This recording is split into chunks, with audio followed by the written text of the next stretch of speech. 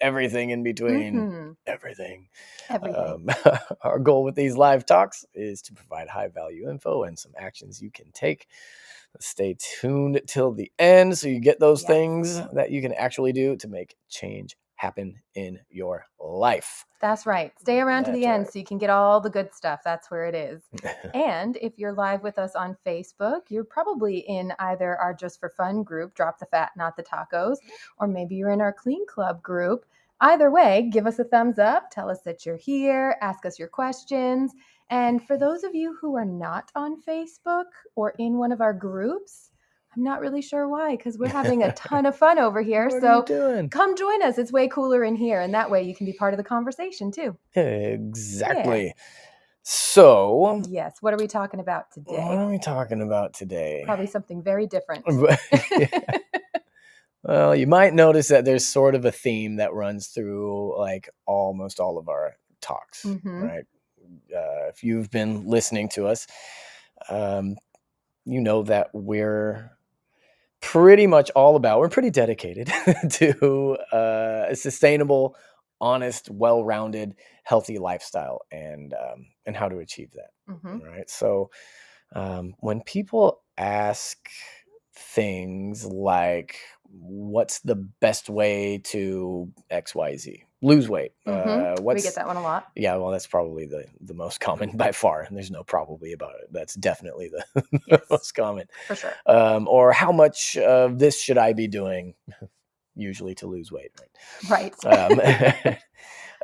It's hard to answer those questions, Yeah. right? I have a hard time answering those questions because the fastest way to lose weight, because that's usually what people are asking, the fastest ways to lose weight, or the fastest ways to achieve most of our goals, right, are pretty hard to reconcile with our real lives. That's not what I wanted to hear. That's hear. No fun, right? I thought you were going to give me an answer. I know. Well, yeah, right. That's the thing. We've all done that, like taken on big, huge change because we want big, huge results, right? We want it yesterday, right? And I'm totally with you there. Trust me, I'm in a big way. And you know, sometimes we make those big, huge changes happen and we get those big, huge results, and yay, right? Like it's awesome. But then, right? It's But then at some point, that change that we took on starts to become hard to maintain, right? Because it's like, holy shit, how long have I been doing this? This is hard. Or it disagrees with our daily life. Totally. Right? It doesn't fit in. It's just hard to keep doing that, right? Yeah. Or it's just plain unhealthy. A lot of the time people have taken on, we've taken on some sort of unhealthy change. Yeah. And, in order to make something happen, and then we have to stop. Yep. Right? Totally. And Rebecca, I'm gonna totally put you on the hot seat today, right? Yeah. So, because you can tell us from firsthand experience, what happens from there. And to be honest, guys, so can I. I mean, I've been there as well. But Rebecca, your story freshly is stepping out of that right there. Yeah. It's everything you're saying, totally accurate. I went through a pretty drastic and huge change a few years ago. And, I tried gyms, I tried extreme challenges, and there were some even like really crazy diets that I tried that I wanted to kickstart my metabolism. That's what I looked up. How do I pick up my metabolism, right? And then I found this. Wasn't really a diet. It was more of a cleanse, this thing where I found it. And finally, I had found something that was easy to stick to the rules of the program. It was an easy process because it was only going to last for, 4 to 6 weeks. So it wasn't very long. And I learned a lot about food and what it does to my body, how it affected me. And really, really, really quickly, I dropped a significant amount of weight. It was fantastic. However, 2 years later, well, not even 2 years later, less than that, I gained 90% of the weight back. It was a lot of hard work to lose it too. Like I stuck to my guns for 6 weeks, and doing that in the first place was challenging enough to lose as much as I did. And now here I am, pretty much right back where I was less than 2 years ago, overweight. I felt like crap. and insanely frustrated. And clearly nothing was going to be changing in the department for me because I did this thing and it worked. And now look at me, I'm back to where I was before. That is the worst part. That's the worst part. That's what I hate seeing more than anything, right? Like, I worked so damned hard, and it was not fun doing this. Nope, not at all. Cleanse and this 6-week workout every day or whatever it is, right? Track my calories, program, diet, whatever, right? Yeah. That was the hardest. That was the hard part, was doing it. Right. And I still don't get what I want in the end. Right. Right. So I can do the hardest thing ever and I still don't get what I want in the end. That is a horrible message. That's a terrible message. Yeah. And what's frustrating from my end is, in knowing what I know, is that you can kind of get both, right? You can not have to do something absolutely nuts and get, what you're after. Right. So when those things happen, right? When we do those things, right? It makes us feel like a failure. Totally, 100%. Right? There's nothing you can do about it. And first of all, like, if that's been your experience, first, I'm sorry. Two, like, if you're okay with it, raise your hand. Like, say something in the comments if you've been there and you can relate, because tell me I'm not alone. Yeah, exactly. Because there are other people who need to hear it. Right. Yep. So Rebecca, on the other side of that, right? Yep. When we got things kind of figured out and you made some changes, you were really surprised by the things that you were most proud of. Correct. I was. Right. And this happens a lot around here. You changed your goals and you started feeling totally different about your path. I did. That's what I lived. Yeah. And we talked about this a couple of weeks ago, I think, when we were talking about focusing on how you feel. That was an important part of it. But what I did was I shifted gears and I focused more on how I was feeling rather than how I was looking. I didn't focus on that anymore. I started looking at things from a very different perspective when I did that. I wasn't going to drastically change how I looked in one day, and I was okay with that. But I could drastically change how I felt in a single day. So the time I woke up to the time I went to bed, I could find things to change the way I felt. So I focused on that. It gave me motivation to keep going. It gave me an achievable target daily, something every day that I could work towards. And I needed that to feel successful. We all need daily wins to feel successful. 100%. And having a different focus on my goals, they were inadvertently bringing me more energy too. So then I felt stronger all of a sudden. And I just stopped looking at the scale all entirely for about 6 months. And so I just threw it away and stopped caring what it said because I didn't need to look at it anymore. I felt good and it felt freeing to not give a shit what that scale said anymore. Right. Well, and that's a powerful moment, right? When that becomes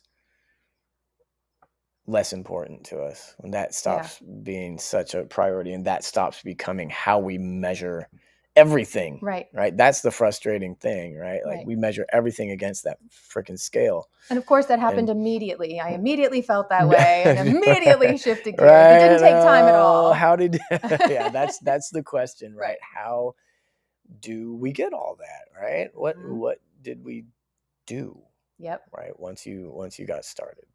Well, we discovered that there was something I was avoiding, and I was really good at picking up these little challenges or, putting recipes together. I was really good at doing organizing and all the stuff, but I'd get it on my calendar. And then by the end of the week, poof, it was all gone. And I was keeping myself very busy and I was keeping myself distracted from the things that I was avoiding and the things I needed to do. Yes. Yeah. Such an important point. Yep.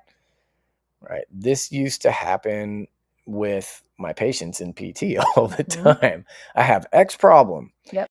And I don't get it. I do this, I do this, I do this, I do this. And I'd go, okay, all those things you just listed are they're good things to do. But they're adjacent to your problem.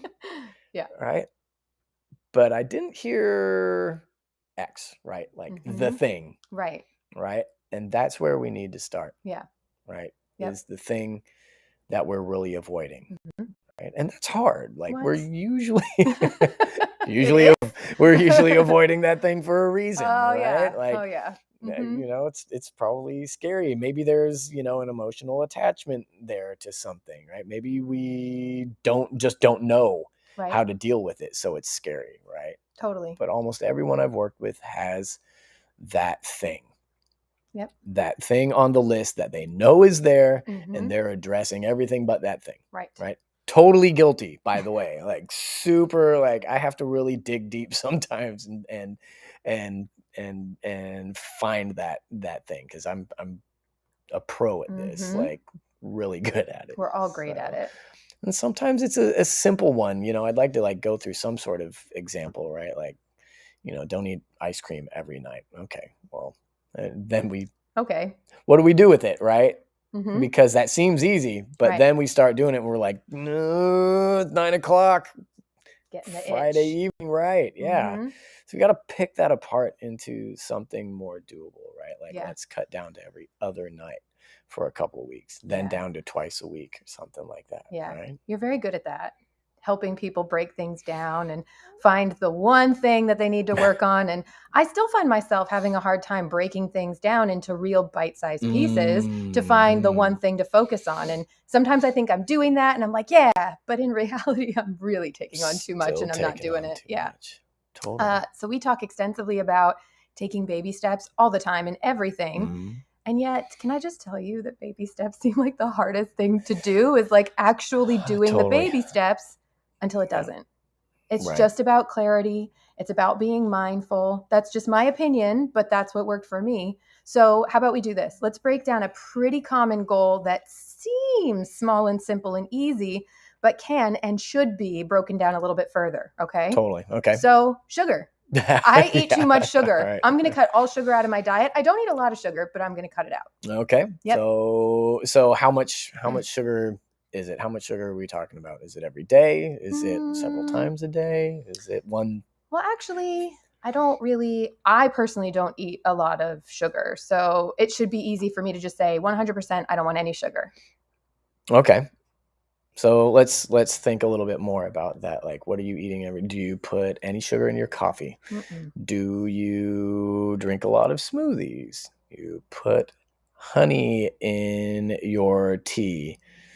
You drink soda? I know you don't drink soda. I don't drink soda. How about juice? Mm-hmm. Any of those things? Where is it sneaking in? Dessert? Being totally honest, or are you like a chocolate, like a Hershey's Kiss here and there? Okay, little tiny things where it sneaks in. All right, I'm thinking of all the things that have sugar now. Okay. How many times a week do you eat dessert after dinner? Too many. Okay. Okay, we're getting real here. So just one of those things is a great place to start, right? Yeah. Okay, so you're not putting sugar in your coffee, but that's a huge sticking point for a lot of people. Mm-hmm. Like that's I won't even look at it. Like, I'm not giving that up. No way. Yep. I know when I defend anything like that hard, when I have that knee jerk reaction, like, nope. Yep. Nice try. Yep. And some stuff is like that. Yeah. Period. Some stuff is like that. I get it. But that's a pretty important place to look. Yeah. If you're like, boom, I'll defend this tooth and nail to the death. Mm-hmm. Important place to look. But you just named a few things. Okay, so dessert, how many times a week? Let's go with like the big obvious. Well, after you put all that stuff together and are putting it like that, I actually don't put creamer or sugar in my coffee, but I do grab a vanilla latte from the coffee shop once or twice a week that has sugar in it. But also, as you were talking, I was thinking about the fact that I love barbecue sauce, and we all know that has lots of sugar in it. And then also, I usually have honey in my afternoon tea. Okay. And then I do have dessert a few times a week. And by a few, I mean most. Okay. I tell myself it's just a tiny little bit, but I actually do have quite a bit. So maybe there is a lot of sugar going on in my life after all. I would love to rewind this tape. Okay. And just play back what you said earlier. No, we won't do that. No, we do. We find those places like, oh, shit. Some of these things add up. Yeah. And sometimes not. Sometimes it's not a bunch of stuff. And this is not a guilt exercise. No. It's not. No. It's just gathering information. Being mindful. That's it, right? Like, okay, now I know there are some places. Yeah. All right. So yeah, when you take that like deep look at where sugar creeps into your diet, it may be in a few more places than you thought that, that add up, and it can be hard to tackle all of those at once. So let's just start with one place you think you can make a change. Yeah, because I'm thinking about it, and as I'm telling you all the things that have sugar in it, I'm already feeling overwhelmed. So if I try to cut sugar out completely and go cold turkey, that might not be a good idea for me, and it might be frustrating. Right. So maybe step one, since I don't do the creamer in my morning coffee, maybe this week I don't do a honey or vanilla latte from Starbucks or Peet's or something. That could be a good way to start. That's a baby step, right? I like it. Yeah. That's a great first step. That's a great first step. This is a great example too, because you'll see a lot that, we do in the Sugar Stop Challenge. That's true. A lot of stuff. Couple times a year we do the Sugar Stop Challenge, and the thing I'm almost ready for that. Always, well, people are surprised when they take that, right? Because I don't know, when you do that with us, we don't beat ourselves up over for not going 100% cold turkey immediately, right? Yeah, I've never seen you yell at someone when they said they put honey in their tea during the Sugar Stop. It's about what we just did, right? Like just identifying that place to stop, and like it's nice to have a hard reset, right? Sometimes that's fine, but in other areas of our lives, especially, right, when it comes to sugar, like sometimes we're talking about breaking an addiction, right? And for sure, and so that's sort of a different deal. Yeah. But and I think also that we forget sometimes that we're human.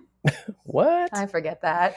And a big part of that means having patience with ourselves, right? And so we want the thing that's going to make big changes and fast changes, but we've said it before, we'll probably say it a lot more often, but these habits did not show up overnight. You didn't all of a sudden have sugar all over the place just since yesterday.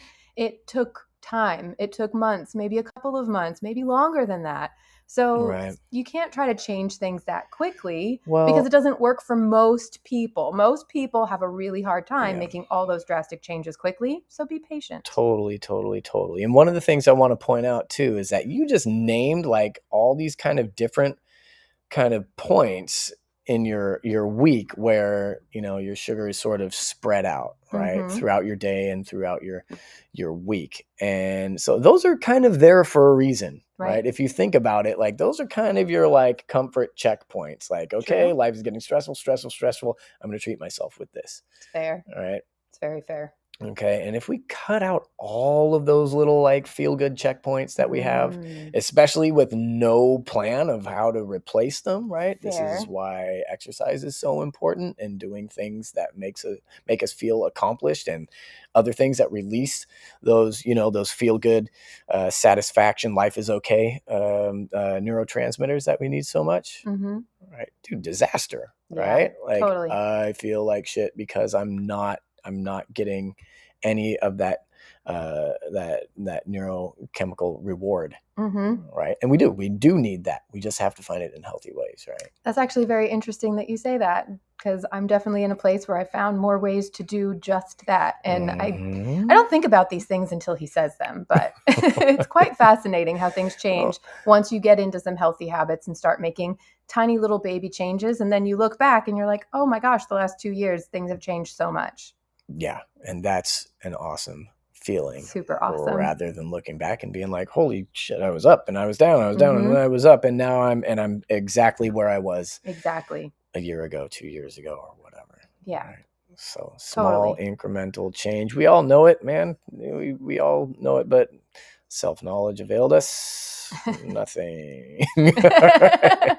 True. Yeah. So, like you said, Mm-hmm. just being kind to yourself, Yes. right? Like, make peace with the fact that change is not linear. Totally. Okay, we've had that talk. Mm-hmm. But if we take on too much, then we put ourselves in that position where we have to start from zero. Yes. Over and over again. So yeah, be patient, be Mm-hmm. kind to yourself, and if you need help identifying that one place to start, then do that. Reach out. Yeah. Ask us. It's totally fine. We're happy to help. Yep, That's what we're absolutely. here That's what it's all about. for. So beyond that, be kind to other people too. Yeah, that's important. Reach out to other people, lift each other up, like we always say. And yeah, raise your hand if you need lifting up. And you guys who are in our communities who are doing that, thank you for that. I'm forever grateful and inspired by you. And ask those questions. And we love you. We'll see you soon.